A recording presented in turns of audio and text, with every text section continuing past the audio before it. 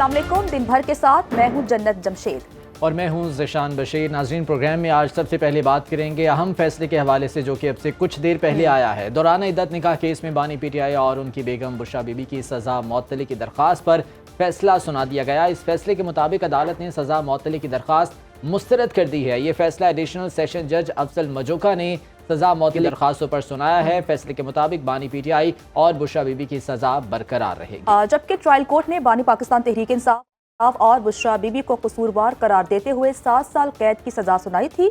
गुज़श्ता साल 25 नवंबर को बुशरा बीबी के साबिक शौहर खावन मानिका ने सिविल जज कुदरतुल्लाह की अदालत में दरखास्त दायर की थी। खावन मानिका ने पैनल कोड सेक्शन 34, 496 और 496B के तहत दरखास्त दायर की थी। मजीद बताएं तो 16 जनवरी को इद्दत में निकाह केस में बानी पाकिस्तान तहरीक इंसाफ बुशरा बीबी पर फर्द जुर्म आयद की गई थी। अडियाला जेल में 14 घंटे समाअत के बाद 2 फरवरी को ट्रायल कोर्ट ने फैसला महफूज किया और 3 फरवरी को बानी पाकिस्तान तहरीक इंसाफ और बुशरा बीबी को 7 साल की कैद सजा जो है वो सुनाई गई थी। बानी पाकिस्तान तहरीक इंसाफ बुशरा बीबी की तरफ से वकला सलमान सफदर, सलमान अकरम राजा, उस्मान गुल ने दलाइल दिए, जबकि खावन मानिका की जानिब से वकील जाहिद आसिफ ने अपील की मुखालफत करते हुए दलाइल दिए थे। तो ये एक अहम फैसला है जो कि आज सुनाया गया है और इस फैसले में जो दरखास्त दायर की गई थी उसे अदालत की जानिब से मुस्तरद कर दिया गया है। इसी तमाम तर मामले पर बात करने के लिए हमारे साथ हम मौजूद हैं एडवोकेट जहां साहब, जो कि हैं साबिक एडवोकेट जनरल इस्लामाबाद। सर, बहुत शुक्रिया वक्त देने के लिए। सर, कहिएगा कि आप इस फैसले को किस तरह से देखते हैं, क्योंकि जो तफसीली फैसला आया है उसमें ये कहा गया है कि मुजरिमान दफ़ा 426 के तहत काबिल ज़मानत जुर्म में ज़मानत के दावेदार नहीं हो सकते, जबकि कानून के तहत खातून मुजरिम भी ज़मानत की दावेदार नहीं हो सकती, इसलिए सज़ा मुअत्तल करने का कोई रीज़न मौजूद नहीं है। तो आपको लगता है कि ये फैसला मेरिट की बुनियाद पर किया गया है? देखें, इस मुकदमे में जो ट्रायल है वो अतमी मराइल में दाखिल हो चुका है।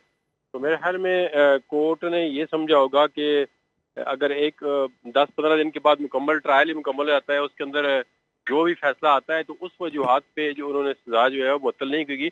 अगर मेरे ख्याल में कर भी देते तो उसमें कोई फर्क नहीं पड़ता था, क्योंकि अगर 15 दिन के बाद आपने फैसला देना है, अगर आपने सजा बरकरार रखनी है तो बरकरार हो जाती, अगर आपने उसको खत्म करना था तो फिर खत्म हो जाती। तो बहरहाल ये कोर्ट का डिसीजन है, उसमें क्योंकि सजा इसमें इतनी ज्यादा नहीं है तो मुअत्तल हो भी सकती थी, लेकिन अब कोर्ट ने अपनी पावर एक्सरसाइज कर दी है।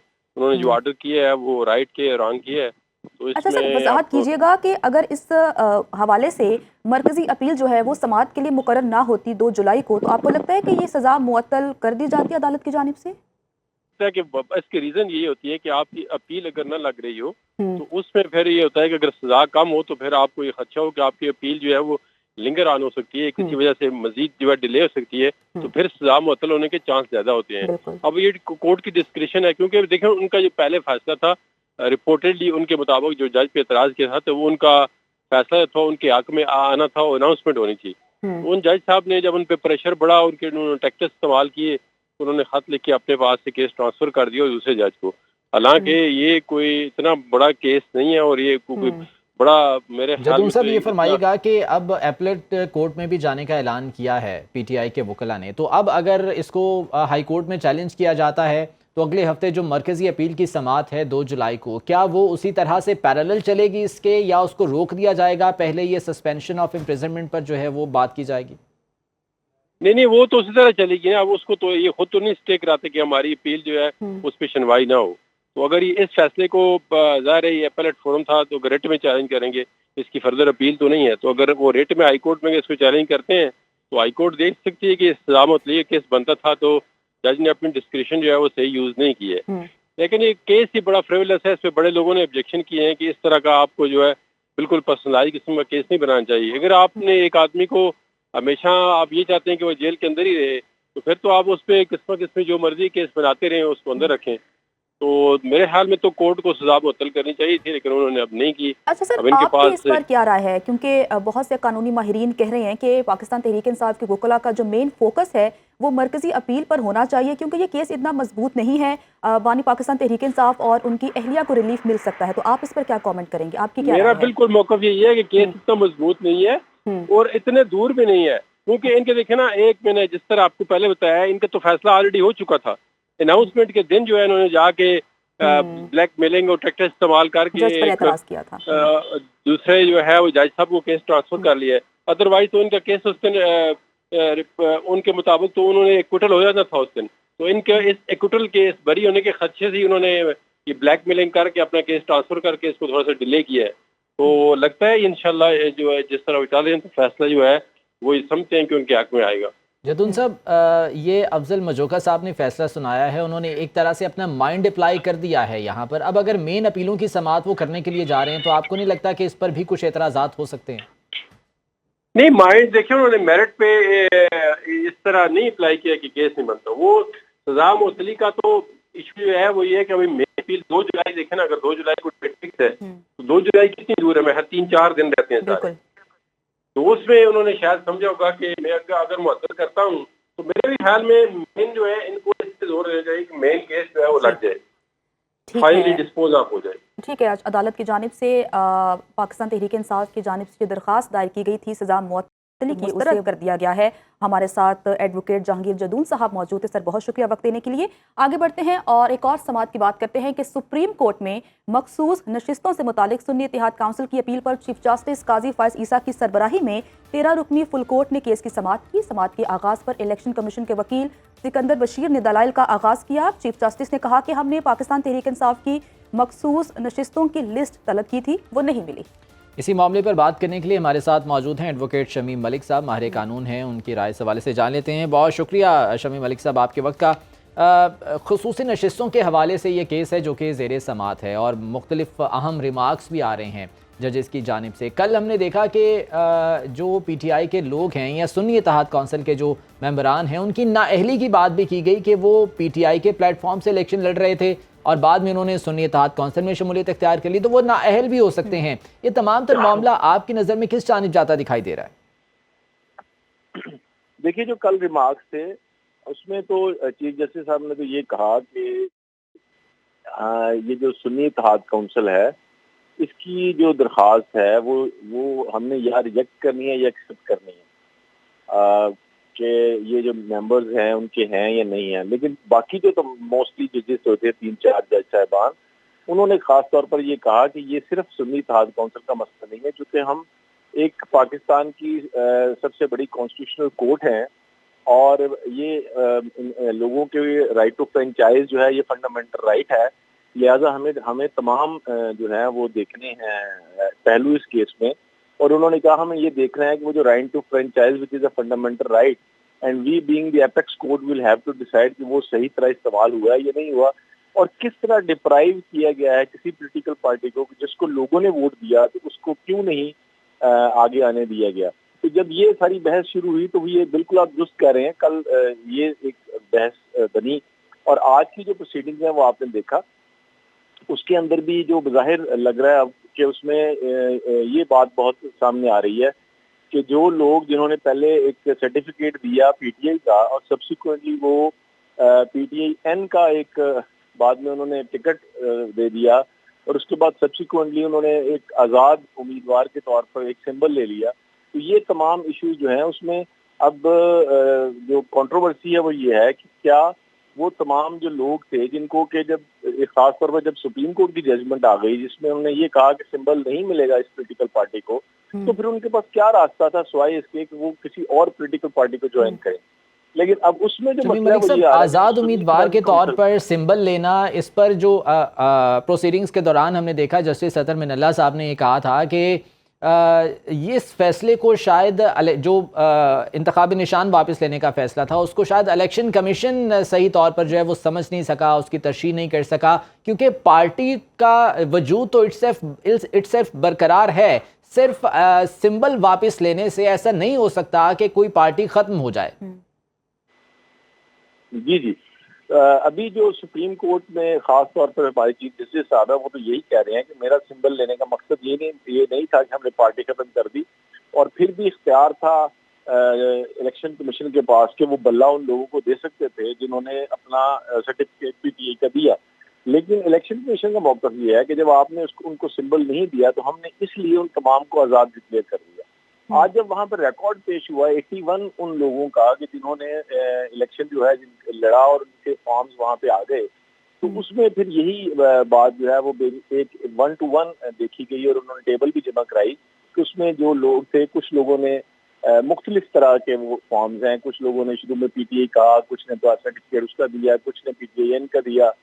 तो ये सारी जो कंट्रोवर्सी है ये बिल्कुल आप दुरुस्त फरमा रहे हैं, इसी तरफ जा रही है और अतर मंडला साहब का यही रिमार्क्स है जो आप फरमा रहे हैं। ठीक है। अच्छा, ये आज जब इलेक्शन कमीशन के वकील दलाल दे रहे थे तो उन्होंने कहा कि जी रिटर्निंग अफसरान ने तमाम तर सूरत हाल जब ये सिंबल वापस लिया गया था तो मद्देनजर रखते हुए इलेक्शन कमीशन के लिए सबसे आसान रास्ता ये था कि इन उम्मीदवारों को आज़ाद डिक्लेयर कर दिया जाए। मतलब और भी ऑप्शंस इलेक्शन कमीशन के पास थे लेकिन ये रास्ता अपनाया गया। इस पर अगर सुप्रीम कोर्ट जो है वो अपना माइंड अप्लाई करती है या इस हवाले से कोई ऑब्जर्वेशन सामने आती हैं तो आपके ख्याल में इलेक्शन कमीशन के लिए यहाँ पर कोई मुश्किल हो सकती है?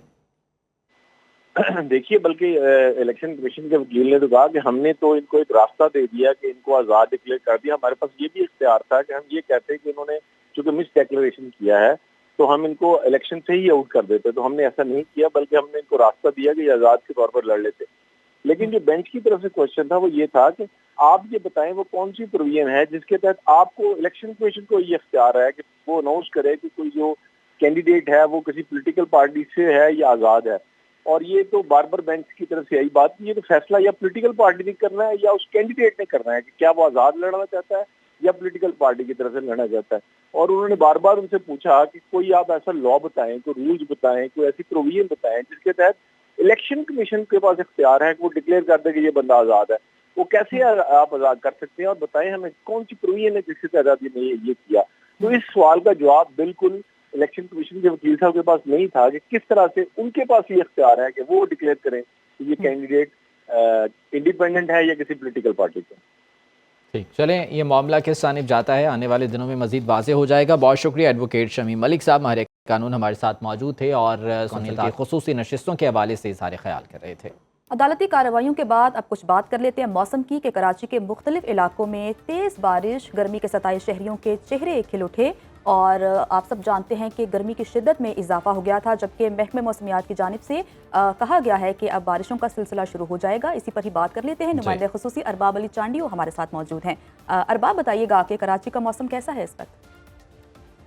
और शहर कायद में बड़ी गर्मी के बाद जोरदार बरसात का सिलसिला शुरू हो गया है। इस जोरदार बरसात ने ठंडी हवाओं के साथ मौसम को भी तब्दील कर दिया है। इस वक्त मैं सिंध असेंबली में मौजूद हूँ जहाँ पर बरसात ठंडी हवाओं ने शदीद गर्मी थी इसका जोर तोड़ दिया है।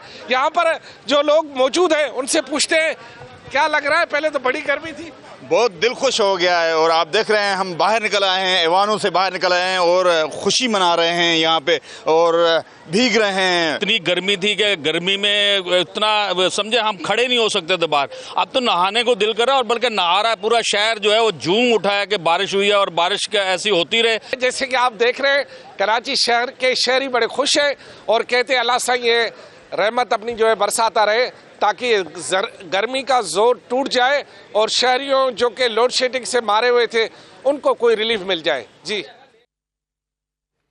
तो अरबाब अली चांडियो हमें बता रहे थे कि कराची का मौसम इस वक्त खुशगवार हो चुका है। मजीद मौसम पर बात करने के लिए हमारे साथ मौजूद हैं चीफ मेट्रोलॉजिस्ट सरदार सरफराज साहब। सर, बहुत शुक्रिया वक्त देने के लिए। सर, कहिएगा कि जिस तरह कराची में आज बारिश हुई है तो क्या आगे आने वाले दिनों में भी मौसम ऐसा ही रहेगा? और मॉनसून में बताया जा रहा है कि इस दफ़ा मामूल से ज़्यादा बारिशें होने जा रही हैं, आप क्या कहेंगे? जी, बहुत शुक्रिया। देखिए, ये अगले 2 से 3 दिन है इसी तरह से वक्फे से बारिश कराची में भी और सिंध के बेशतर शहरों में आज शुरू हुई है, जैसे थरपारकर, बदीन, सांगड़ और फिर इसी तरह से मीरपुर खास और ऊपर नवाबशाह वगैरह उधर अभी चल रही है बारिश अच्छी खासी तेज। और कराची में भी अतराफ में तो अच्छी हुई है लेकिन शहर के अंदर कहीं पर हल्की कहीं पर दरमियानी बारिश हुई है आंधी के साथ। तो असल में जो एक लो प्रेशर एरिया कराची के जनूब मशरक में बना हुआ था जिसके बायस हीट वेव लाइक कंडीशंस थी पिछले 4-5 दिन से, तो उसी की वजह से ये मॉइस्चर सप्लाई हो रही है और आज से बेशतर जगहों में बारिश शुरू हुई है। तो अगले 2 से 3 दिन का स्पेल है, ये वक्फे से मुसलसल नहीं, यानी आज रात के पहले पैर तक ये चलेगा सिलसिला वक्फे से और फिर कल आफ्टरनून में शाम में फिर इम्कान होगा इसी बात का। इसी तरह से परसों होगा। तो बेशतर जगहों पर जो ईस्टर्न सिंध है उस पर तो हैवी फॉल्स हैं, मतलब है मूसलाधार बारिश है कई कई जगहों पर। कराची लाइट टू मॉडरेट और आइसोलेटेड प्लेसेस पे हैवी फॉल्स कराची में भी हो सकते हैं कल और परसों। ठीक, सरफराज साहब ये फरमाइएगा कि ये प्री मानसून का सिलसिला है जो कि शुरू हुआ है, कब तक जारी रहेगा, कितने स्पेल हैं इसके, और कब तक ये मुतवक्के है कि मानसून शुरू हो जाएगा? देखिए ऐसे लग रहा है कि जैसे ये प्री मानसून शुरू एक आध दिन के वक्फे के साथ मानसून ही बाकायदा एक तरह से अनसेट इसको आप कह सकते हैं। यानी वो बाज़-औक़ात होता है, पिछले 2-3 सालों से इसी तरह से हो रहा है कि प्री मानसून और मानसून कोइंसाइड ही कर जाते हैं ऑलमोस्ट। तो अब की तरफ अभी ऐसी सूरत हाल है। अभी ये स्पेल जो है ये अगले 2 से 3 दिन है एटलीस्ट, 30 जून और कुछ जगहों में 1 जुलाई तक, और फिर एक आध दिन 2 दिन का कहीं एक तरह से वक्फा आएगा। शुमाल में तो होंगी बारिशें, लेकिन इधर सिंध में शायद और साउथ पंजाब वगैरह में, सिंध में और बलूचिस्तान के कुछ इलाकों में वक्फा होगा 2-3 जुलाई को, और फिर 4 जुलाई से फिर बाकायदा मानसून की बारिशें शुरू हो जाएंगी। अच्छा सर बताइएगा, जैसा कि आपने मानसून बारिशों का जिक्र किया, तो ये मानसून सीज़न कैसा रहेगा? क्योंकि इससे पहले खबरें आ रही थी कि मामूल से ज़्यादा बारिशें होंगी जिसकी वजह से अर्बन फ्लडिंग का खतरा है, तो क्या वाकई में ऐसा है? जी इम्कान ऐसा ही है कि ज्यादा बारिशें इस दफा। आपने फोरकास्ट आपकी नजर से गुजरी हो तो वेबसाइट पर हमारी मौजूद है, उसमें पूरे सीजन के लिए जो आउटलुक दी गई है उसमें यही है कि इस दफा मामूल से ज्यादा बारिशें हैं पूरे पाकिस्तान में, तकरीबन सवाई गिलगित बल्तिस्तान वगैरह जो नॉर्दर्न एरियाज हैं उनको छोड़कर। तो कुछ जगहों पर ज्यादा बारिशें, मामूल से ज्यादा बारिश होने के ज्यादा इम्कान हैं, प्रोबेबिलिटी ज्यादा है। उसमें कराची भी शामिल है, उसमें दूसरे जो डिस्ट्रिक्ट है सदरन सिंध के बदीन, सुजावल, ठट्ठा और थरपारकर और उमरकोट, मीरपुर खास, ये हैदराबाद तक, ये तमाम अजला भी शामिल है। और उधर नॉर्थ ईस्ट पंजाब भी शामिल है, लाहौर, नीचे कसूर, साहिवाल और फिर ऊपर गुजरांवाला, सियालकोट, नारोवाल, इस्लामाबाद से होती हुई ये जो पट्टी ऊपर जाती है। तो इन तमाम एरियाज में, इन तमाम पॉकेट्स में ज़ाहिर है मामूल से ज़्यादा बारिश, ठीक है, मामूल से ज़्यादा बारिशें होंगी और ये प्री मानसून का सिलसिला शुरू हुआ है। बहुत शुक्रिया सरदार सरफराज साहब, चीफ मेट्रोलॉजिस्ट हमारे साथ मौजूद थे और मौसम के बारे में बता रहे थे। ब्रेक के बाद आपको वेलकम कहते हैं। ब्रेक से पहले हम बात कर रहे थे विफाकी बजट के हवाले से, जो कि कहा जा रहा है कि आज मंजूर हो सकता है। ज़ईम कादरी साहब हमारे साथ मौजूद हैं, उन्हें शामिल गुफ्तगू करते हैं। सर कहिएगा कि आज के बजट की अगर हम बात करें तो आज मंजूर होने के इम्कानात हैं। IMF से भी रुजू किया गया था वजारत ख़जाना की जानिब से, और कहा गया था कि कुछ महकमों को रिलीफ दिया जाए, उन पर टैक्सेस आयद ना किए जाएं, लेकिन IMF की जानिब से तमाम तर जो मुतालबात हैं उन्हें रद्द कर दिया गया है। तो आपको क्या लगता है कि विफाकी बजट आवाम के लिए रिलीफ का सबब बिल्कुल भी नहीं बनने जा रहा? नहीं जी, किसी भी अंडर डेवलप इकोनॉमी में बजट होते हैं वो एक तो रिलीफ का बायस नहीं होते, और दूसरा वो एक प्रीएम्प्टिव डॉक्यूमेंट होता है। आपके यहाँ मसाइल कुछ मुख्तलिफ है, आपके तमाम तर इदारों में इनकॉम्पिटेंस और करप्शन की इतनी बड़ी एक जो फिजा कायम है जिसकी वजह से कोई भी आप पर अब एतबार करने के लिए तैयार नहीं है। यही वो बात है जिस पर IMF ने रिएक्ट किया है बार बार, और वो आपके फिगर्स को भी मानने को तैयार इसलिए नहीं होते क्योंकि आपके यहाँ इनकॉम्पिटेंस और करप्शन की नजर करोड़ों अरबों रुपया हो जाता है। इसलिए उन्होंने कहा कि अब हम चीजों को खुद मॉनिटर करेंगे, क्योंकि ये उनका बहरहाल हक है कि अगर आप उनसे कशकोल लेके मांगने जाएंगे और जब पैसे लेके आएंगे तो फिर जो वो कहेंगे आपको करना है, इस मुल्क तक, इस नहज तक इस मुल्क को पहुंचाने वाले जवाब देना कि आपने क्यों पाकिस्तान की रेटिंग और परसेप्शन इतनी तबाह कर दी है कि कोई आज आप पे एतबार करने के लिए तैयार नहीं है। क्योंकि आप डेफिसिट बजट देते हैं, आप प्रीएम्प्टिव बजट देते हैं, आप जो कैलकुलेशन देते हैं कि ये कुछ आपने कलेक्ट करना है, ये आपका फिजिकल एडवांटेज होगा पूरे साल में, आप उसका 70% भी कलेक्ट नहीं कर पाते। और जो आप डेवलपमेंट बजट के नाम पर, स्कीमों के नाम पर और कमीशनों के लिए 1400 अरब रुपया फिर आपने रख दिया है, आप मुझे ये बताइए कि 1400 अरब रुपया कहाँ से आएगा? और अगर आपने एक ही साल में खर्च तो नहीं करना ना, 3 साल में कर रहा है तो आप इसको बाइफरकेट कर दे, लेकिन वो नहीं करना क्योंकि लोगों को बता रहे हैं कि हम बहुत कुछ कर रहे हैं आपके लिए ताकि हम वोट ले लें। तो बीबी जब तक ये वोट का सिलसिला, ये इक़्तिदार पे कब्जे का सिलसिला जारी रहेगा, ये कौम मुक़य्यद थी, है और रहेगी, और गरीब का पुरसान हाल ना तो पहले कोई था और अब होगा।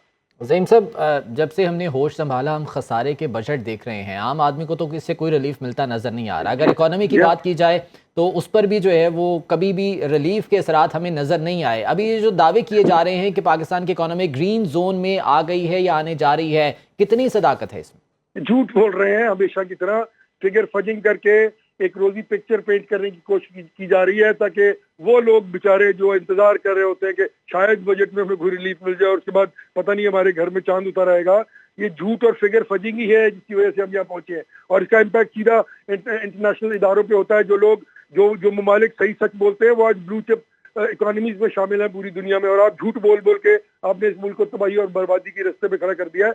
आपने होश खोने की बात की मेरे भाई, तो यहाँ तो होश आकर आपको होश आई, फिर रही और फिर चली गई, कई पुश्तें गुजर गई। वो तमाम जो होश खो भी गए इस मुल्क में वो भी यही कहते रहे कि हमारा कोई आने वाला नहीं है। तो ये तो चंद लोगों की वो ओलिगार्की है, चंद लोगों की मिल्कियत है मुल्क, वो इस मुल्क में अपनी मर्जी की पॉलिसीज बनाते हैं। अच्छा सर, वज़ीर आज़म शहबाज शरीफ ने भी कौमी असम्बली में इजहार ख्याल करते हुए अपोजिशन को मिसाक मईशत का कहा है, इस पर आप क्या कमेंट करेंगे? वो कामयाब हो सकेंगे या अपोजिशन की जानिब से मस्बत रद्द-ए-अमल आएगा? शहबाज शरीफ साहब के लिए अगर कोई लफ्ज़ इस्तेमाल हो सकता है ना तो वो है कंपल्सिव लायर का। वो भी उन्होंने झूठ बोला है और एक फ्रॉड किया लोगों के साथ। वो कभी भी ये अफोर्ड नहीं करते कि वो किसी के साथ बैठ के चार्ट ऑफ इकोनॉमी करें। वो जब ये कहते हैं उसका मतलब कुछ और होता है कि हमारे इक़्तिदार को तूल देने के लिए हमारे साथ मिल जाओ। वो किसी की पॉलिसीज मानने के लिए तैयार नहीं है, क्योंकि वो पॉलिसीज वो बनाएंगे जो जिसे उनके कारोबारों को, असेंबली में बैठे हुए अरबपतियों खरबपति जागीरदारों को, अब देखें ना एग्रीकल्चर टैक्स है, अगर एक आदमी जो रेहड़ी लगाता है वो भी इनडायरेक्ट टैक्सेशन की मद में है, तो जिसके 60 मुरब्बे या 50 मुरब्बे और वो कॉटन लगा के 1.5 से 2 अरब रुपया साल का कमाता है, वो टैक्स नेट में नहीं है। ये क्या है यार? ये इस मुल्क के साथ जुल्म नहीं है, ये है ओलिगार्की कि आपने लोगों को, अमीरों को इकट्ठा किया, उनको मुसल्लत कर दिया, उनकी मर्जी की पॉलिसीज बनाई, उनके जरिए मजीद लूटते गए और अपने इक़्तिदार को तूल देते चले गए। तो ये मुल्क इस तरह ठीक नहीं हुआ करते। ठीक है सर, टैक्सेशन के निज़ाम में हम इस्लाहात की तो बात करते हैं, लेकिन जाने वो इस्लाहात कब आएंगी? बहुत शुक्रिया ज़ईम कादिर साहब, सीनियर तजज़ियाकार हमारे साथ मौजूद थे, सारे ख्याल कर रहे थे। वापस आएंगे ब्रेक के बाद, साथ रहिए। तो ब्रेक के बाद बात करते हैं T20 वर्ल्ड कप की कि पहले सेमीफाइनल में अफगानिस्तान की बैटिंग लाइन फेल हो गई। मुख्तसर तरीन सेमीफाइनल में जनूबी अफ्रीका अफगानिस्तान को शिकस्त देकर T20 वर्ल्ड कप के फाइनल में पहुंच गया है। अफगानिस्तान ने पहले बैटिंग का फैसला किया और पूरी टीम 11 ओवर और 5 गेंदों पर सिर्फ 56 रन बनाकर आउट हो गई।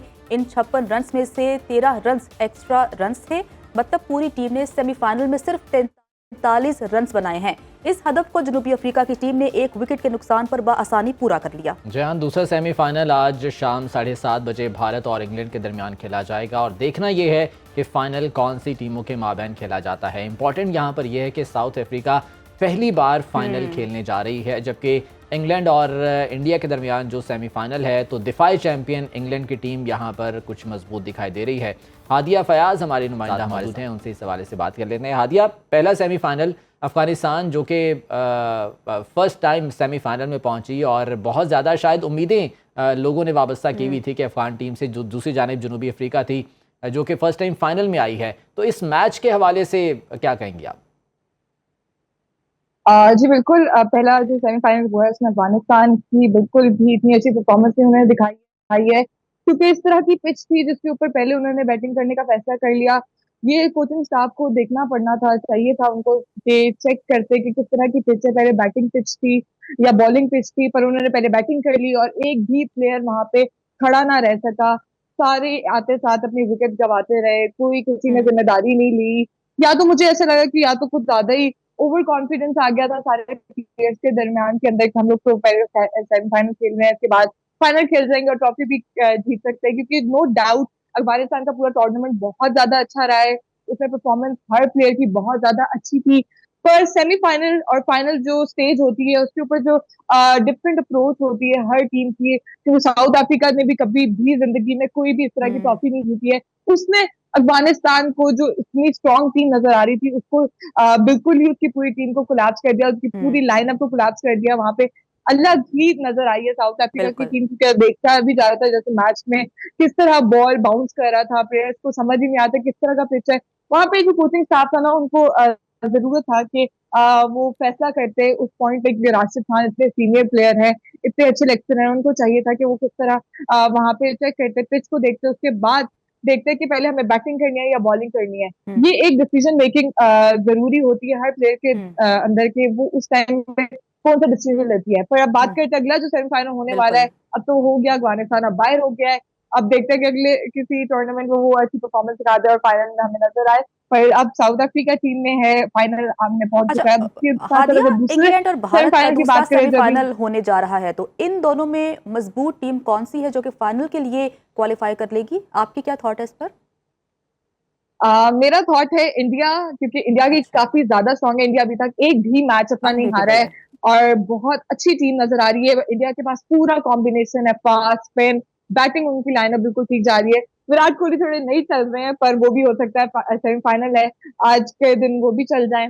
पर मेरे पॉइंट ऑफ व्यू के हिसाब से इंडिया ज्यादा फेवरेट है आज के मैच में, क्योंकि इंडिया जीत सकता है। पर दिफाई चैंपियन है इंग्लैंड, इंग्लैंड भी हल्का नहीं लेगा इंडिया को, क्योंकि इंडिया को पहला एक मैच हरा के ही सीधा अगर उनको सेमीफाइनल से हटा दिया जाए, हादिया, भारत और इंग्लैंड का मैच तो आज होने के लिए जा रहा है। आपके ख्याल में इंडिया शायद फेवरेट हो सकती है, लेकिन मुझे लगता है कि शायद इंग्लैंड का पलड़ा भारी होगा। लेकिन बहरहाल फाइनल में अगर भारत आ जाता है तो फिर आपको लगता है कि जनूबी अफ्रीका की टीम, जिन्हें चोकर्स कहा जाता है, भारत उन्हें हरा पाएगा या जनूबी Africa first time in history final जीत पाएगा?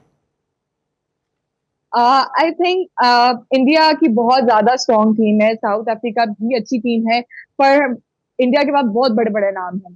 इंडिया के पास ये अपॉर्चुनिटी होती है और इंडिया के पास ये एबिलिटी है कि वो बड़ी गेम्स को जीत सकते हैं। उनके पास इस तरह के बड़े प्लेयर्स हैं जो बड़े मैच में परफॉर्मेंस दिखा सकते हैं। साउथ अफ्रीका में भी इस तरह के प्लेयर्स हैं, पर उनको बहुत ज्यादा कॉन्फिडेंस मिल गया होगा। बहुत जबरदस्त टाकरा होने जा रहा है। अब देखना यह है कि दूसरे सेमीफाइनल में कौन किसको मात देता है और फाइनल के लिए कौन क्वालिफाई करता है। हादिया फयाज मौजूद थी। हादिया, आपका बहुत शुक्रिया। और नाज़रीन, आज के प्रोग्राम से इतना ही। खुदा हाफिज।